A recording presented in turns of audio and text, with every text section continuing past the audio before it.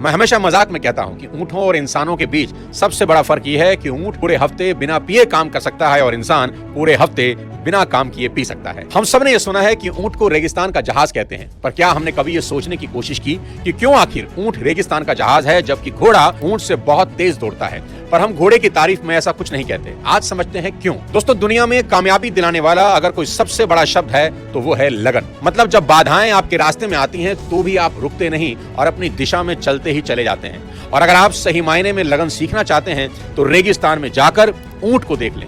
दूर दूर तक फैला हुआ रेगिस्तान, चेहरे पर और आंखों पर पड़ते गर्म रेत के थपेड़े, पानी का नामो निशान नहीं, सुबह से शाम तक अंगारे की तरह तपती रेत पर 30-40 मील दूर चलना और इससे भी बड़ी बात, अपनी पीठ पर 200 किलो का वजन लाद कर चलना, और सिर्फ एक दिन नहीं, भगवान न जाने कितने दिनों तक।